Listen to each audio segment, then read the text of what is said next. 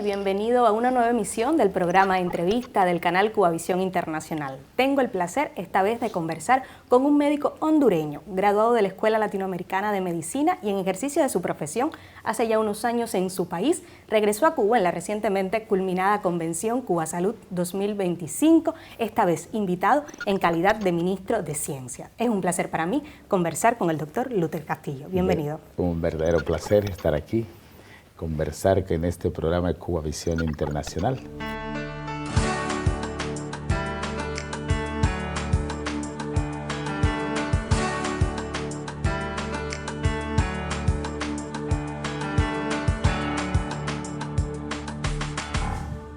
Doctor, justamente es en el año 1999 que es fundada la Escuela Latinoamericana de Medicina y usted tiene la oportunidad de graduarse en la primera promoción de ella. De esto han pasado ya algunos años y la visión de la escuela se ha generalizado un poco. ¿Cómo se siente regresar después de 2 décadas a Cuba? Eso, me gusta cómo usted lo dice, ¿no? Usted sabe que el arte de la comunicación es una ciencia. No dice cuántos años son, así no nos sentimos viejos, pero nosotros llegamos aquí el 17 de marzo de 1999 con una mochila llena de esperanza de convertirnos en médicos. Fuimos la segunda delegación que llegamos a la Escuela Latinoamericana de Medicina y hoy 31.000 médicos de más de 105 países del mundo. Una hermandad inquebrantable, formados bajo los mismos principios de la medicina humanitaria, solidaria, que hoy brindan frutos en distintas partes del mundo, ¿no? Desde la clínica más pequeña, en una zona aislada de la Mosquitia hondureña, por ejemplo, en un centro de salud bajo el lodo, así como en cualquier alto centro científico, donde hay que buscar soluciones innovadoras ante los retos de la salud del mundo. Es algo maravilloso. Retornar de nuevo a casa es espectacular, trae muchísimos recuerdos. Es muy confortador ver que esos sueños con los que fue concebida la Escuela Latinoamericana de Medicina, ese sueño de Fidel, hoy es concreto en el mundo, es real, es palpable, ¿no? Y ver de que nosotros lo que no entendíamos en el 99 cuando llegamos, cuando se nos expresaban los principios de este proyecto, de como ángeles, como misioneros de la salud, esa entrega incondicional e integral por el bienestar común de los demás, hoy es una realidad en el mundo gracias al proyecto de la Escuela Latinoamericana de Medicina. Para usted, ¿ser médico es una vocación? Cuando se decidió a estudiar la profesión, ¿pensó en algún momento que podría estudiarlo en Cuba? Y bueno, ya tenía algunos referentes, personas como la que quería convertirse. Yo siempre soñé en ser médico, me gustaba el arte de curar a los demás. Yo cuando vine al mundo me trajo una partera. Entonces las parteras eran las señoras que no tenían mucha oportunidad en la vida y las abuelas las entrenaban para traer la vida al mundo. Y fíjate que tuve una oportunidad linda de volver a curar a la partera que me trajo al mundo, ya convertido en médico. Ella tenía una insuficiencia cardíaca, no, tuve que tratarla. Tengo una foto muy bonita tratando a la partera que atendió a mi mamá cuando yo nací, algo espectacular. Pero donde yo nací, en la Mosquitia, no hay electricidad hasta el día de hoy. Una comunidad rural que se llama San Pedro de Tocamacho, en la Mosquitia hondureña. Entonces, para ir a la escuela, en mi pueblo solo había hasta 6º grado. Para ir a la escuela tenía que caminar 3 horas para ir, 3 horas para regresar, que son las realidades históricas de nuestros países del sur. Y que tuviéramos esta oportunidad, nosotros que en nuestros países por dificultades económicas no podemos estudiar medicina, era un regalo preciado, estimado. Pero además para muchos de nosotros era nuestra única oportunidad en la vida. No podíamos jugar con eso. Y además, había que aprovecharlo. No, además si regresabas a casa, tú sabías lo que te esperaba si tú te convertías en médico. Había que lograrlo, era llegar y cumplir el objetivo. Teníamos una sola opción, o sea, que quería convertirnos en médicos y retornar. Y es algo lindo verlo hoy, pero también ser testigo de esa formación integral. O sea, no solo sabemos de medicina, el que cree que sabe mucho de medicina ni de medicina sabe. Hoy planteamos desde otras esferas, desde la generación de políticas públicas, propuestas integrales para el desarrollo de los pueblos. Y entender que toda esta gama de saberes y conocimientos que adquirimos de la salud también nos sirven para plantear y para entenderlo de una manera integral, de una manera holística, de una manera más amplia en el contexto de buscar soluciones a las problemáticas sociales. Entonces, hoy, desde donde estamos, transitando desde esta comunidad sin electricidad hasta cumplir los sueños en la Escuela Latinoamericana de Medicina, convertirnos en médicos, hacer una especialidad. Viajé a los Estados Unidos, hice un posgrado en la Universidad de Harvard en Administración Pública de Gobierno y un certificado en Políticas Públicas y Gerencia que nos permitiera también las funciones que hoy desempeñamos en nuestro país en el término de diseño de políticas públicas. Fundamos un hospital, el primer hospital popular garífuna de Honduras, en busca de respuestas para entregar la salud a aquellos más desposeídos, descalzos, en una comunidad sin electricidad, que hoy lo estamos reconstruyendo con el nuevo gobierno, ampliando con el nuevo gobierno, que da servicios con paneles solares porque no hay electricidad en esa zona, y que había brindado casi 1 millón de consultas gratuitas y fue cerrada por la dictadura, y hoy nosotros hacemos acciones y que estamos volviendo a reabrir eso. Son momentos muy interesantes, son momentos de que miramos los resultados un poco tangibles de lo que construimos, y hoy en este viaje haciendo alianzas también con Cuba en algunos proyectos que necesitamos en la formación, en el diseño de planes de desarrollo de investigación científica, que Cuba es un buen faro para esto, y no podemos negarlo, en proyectos que estamos haciendo con Cuba Rada, en el diseño, por ejemplo, del primer laboratorio de creación y fábrica de prótesis de miembro inferior. Nosotros ya estamos haciendo prótesis de miembro superior con impresoras 3D funcionales y que damos de manera gratuita a los pacientes que si lo buscan en el mercado privado les cuesta $9,000, no tienen posibilidad de eso. Nosotros lo damos de manera gratuita con un Centro Nacional de Laboratorios y Talleres en diferentes esferas de la ciencia, astronomía, astrofísica, biología, química, con laboratorios, por ejemplo, de robótica, de diseño e impresión 3D, de vehículos no tripulados, con drones para siembra y capacidades bastante amplias en este sentido, ¿no? Y para nosotros es un verdadero placer estar sirviendo hoy al país con los conocimientos que nosotros adquirimos en el entorno académico de la Universidad Cubana. Precisamente esa universidad cubana, ya usted lo decía al inicio, ha graduado más de 30.000 médicos de más de 120 países. ¿Cómo puede valorar la influencia que ha tenido Cuba en el esparcimiento de esos médicos por todo el mundo, en el enfrentamiento a enfermedades infecciosas? ¿Cuánto ha influido Cuba en la salud mundial? Hoy no pudiéramos cuantificar. Esta es la instancia médica, el grupo de médicos más grande del mundo. No existe ni una tan sola organización médica, ni las internacionales existentes que tienen ese capital humano, esa diversidad de formación científico-técnica en diversas especialidades de la salud, ese universo amplio donde está diseminado en más de 100 países. O sea, no existe nada que se pueda parecer a esto. Casi medir su impacto en número es difícil, es una de las tareas que debemos de nosotros hacer, el quehacer diario que desarrollan los médicos graduados en Cuba. Ese quehacer diario resolviendo problemas en todos los hospitales, o sea, de más de 100 países al unísono, es un impacto tremendo, difícil de medir, ¿no? Esas sociedades, algún día, la historia va a hablar de esa contribución desde una isla bloqueada por más de medio siglo, con múltiples limitaciones que caracteriza a una isla y producto del mismo bloqueo, que fueron capaces de construir un regimiento de batas blancas que marchó y se diseminó en todo el mundo y ha resuelto la vida a millones de personas. La historia va a tener que hablar de eso.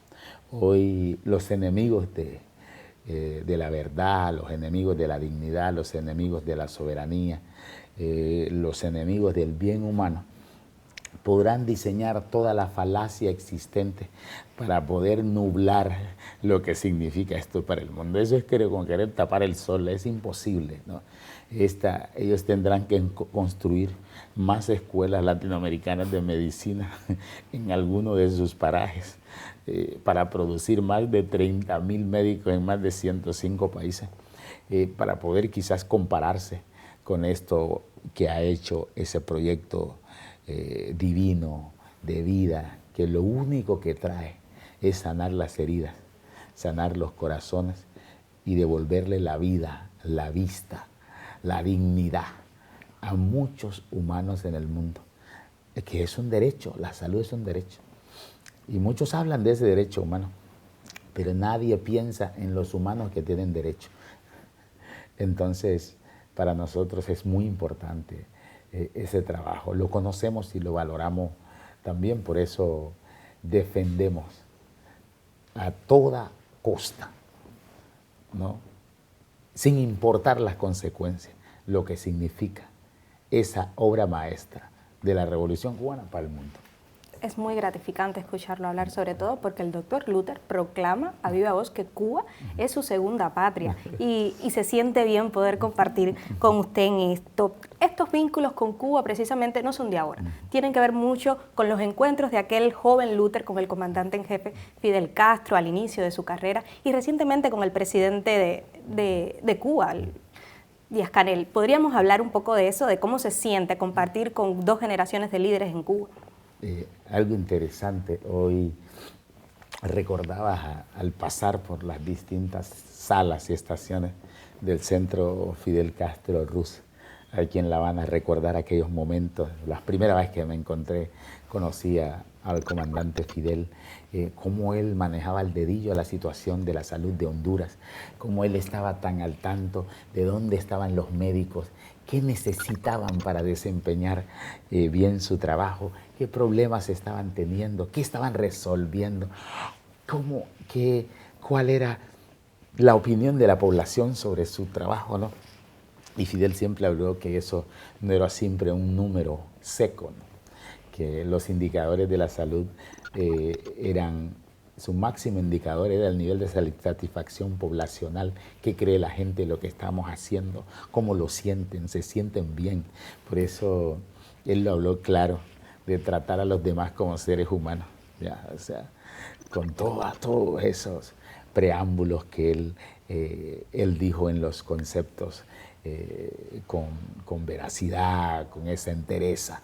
Entonces, vino a mis recuerdos todos esos momentos que compartí con el comandante Fidel Castro aquí en la Escuela Latinoamericana de Medicina, en la batalla de ideas. O sea, yo me acuerdo que participé en la primera tribuna antiimperialista por el retorno del niño Elián en diciembre de 1999.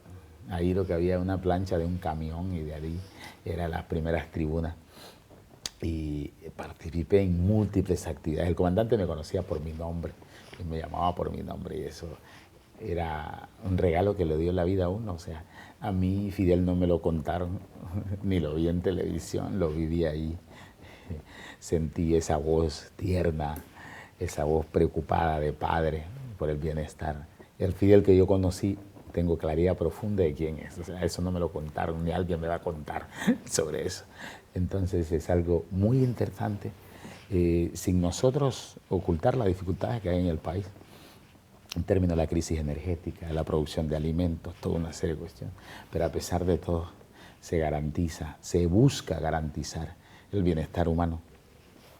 A pesar de todo el bloqueo, pero todas las nuevas normas que surgieron y que en el tiempo de Trump y que Biden no quitó absolutamente nada y que volvieron a reforzar hoy con todo esto, todavía critican los esfuerzos de la Revolución Cubana. Nosotros tenemos una claridad genuina de los esfuerzos que hace el país por la sobrevivencia de su gente y que continúe llevando esa salud que necesita, gratuita, a su población. Qué bueno que lleguemos a este punto de la conversación porque no es la primera vez que Cuba se enfrenta a una campaña difamatoria. Esta vez, voceros internacionales de varios países del mundo se ensañan contra la medicina cubana, no solamente con los colaboradores médicos en el exterior, sino con profesionales en centros de salud cubanos. Luther, le propongo que hagamos una pequeña pausa y luego usted nos comente un poco acerca de qué piensa y cuál es su postura frente a esta campaña difamatoria, ¿le parece? Excelente. Nosotros nos vamos a una pausa y luego continuamos.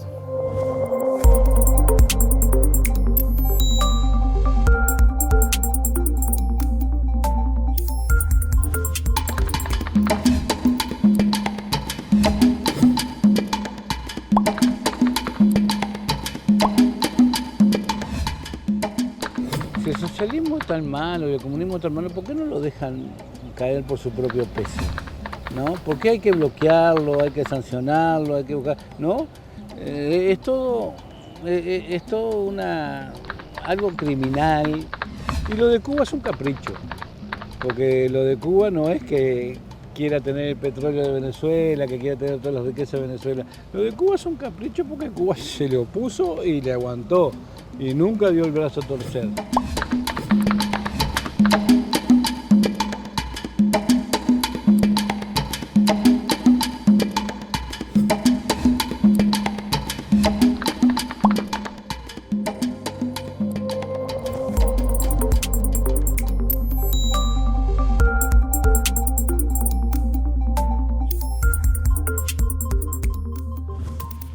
Y estamos de vuelta en el programa de entrevista del canal Cubavisión Internacional. Conversamos con el doctor Luther Castillo, ministro de Ciencia de Honduras. Doctor, como estábamos hablando anteriormente, existe una campaña difamatoria contra el Ministerio de Salud cubano y los colaboradores en el exterior. ¿Cuál es la postura que mantiene un egresado de la Escuela Latinoamericana de Medicina que se formó en Cuba y enfrenta esta campaña también?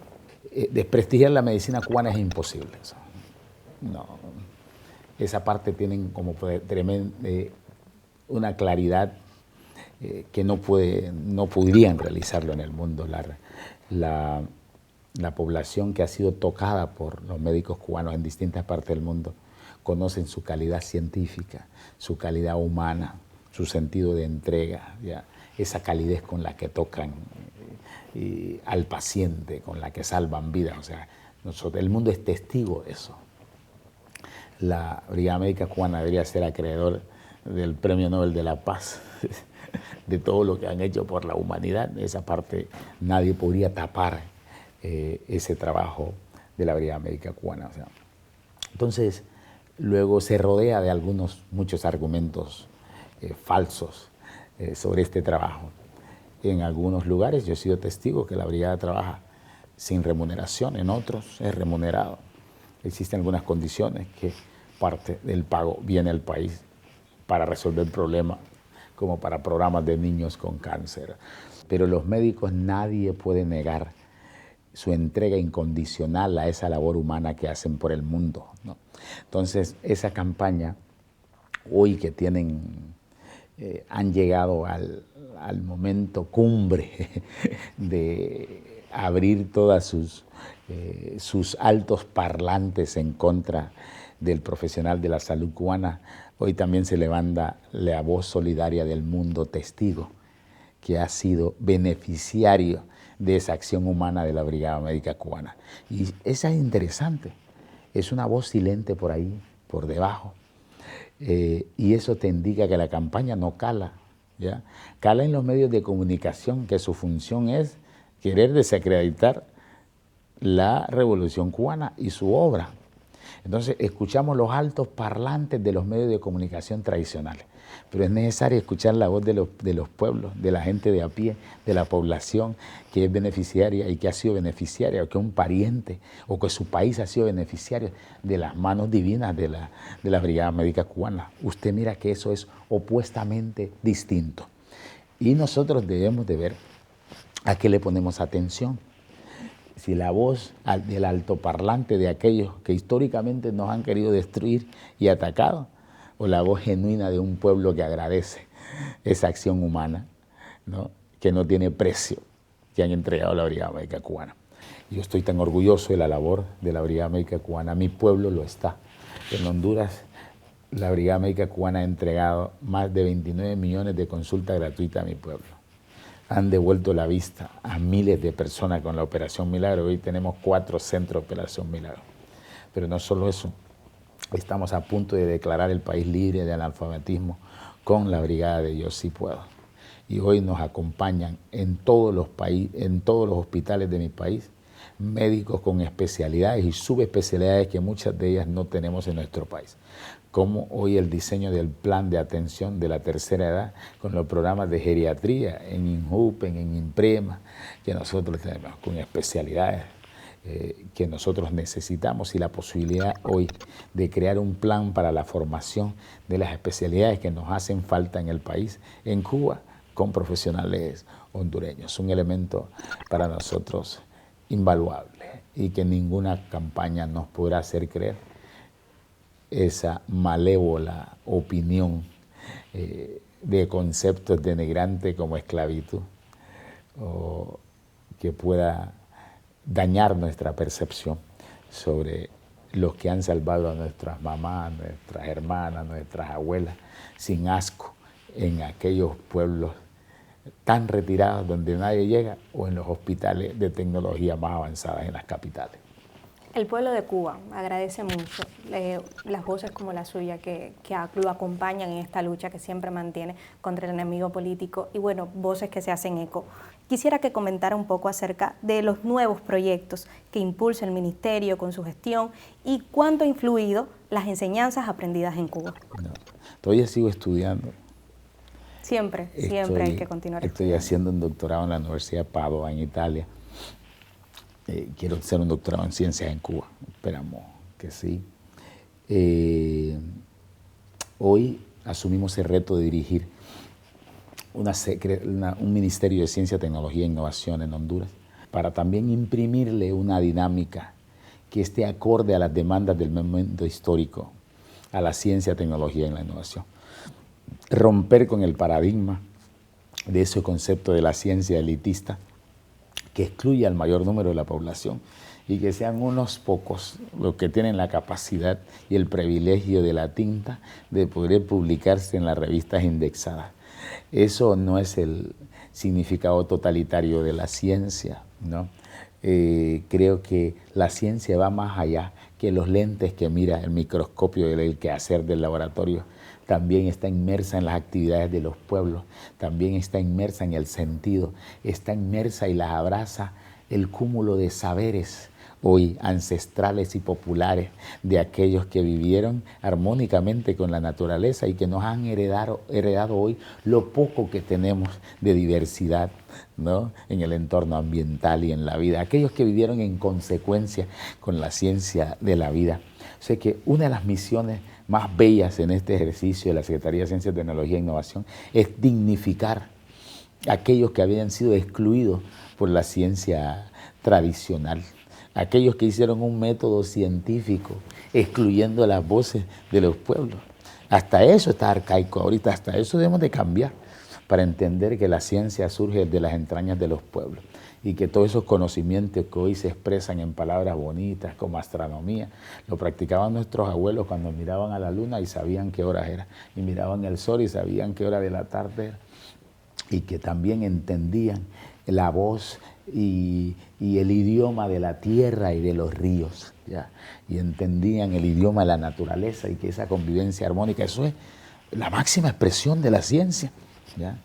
Entonces hoy, en una estructuración de un quehacer científico que responda a los intereses de la mayoría, que no deje a nadie, absolutamente a nadie atrás, y que todos seamos beneficiarios del quehacer científico y formamos parte del movimiento científico, que la ciencia responda a la resolución de los problemas de la cotidianidad del ser humano, ¿ya? Ahí mismo está inserta la ciencia y hacia allá se encamina para nosotros. No creo en los planes tradicionales de país, de la ciencia tradicional, y que tengamos que llenarnos de papeles. La ciencia tiene que darle de comer a la gente, si no, no es ciencia.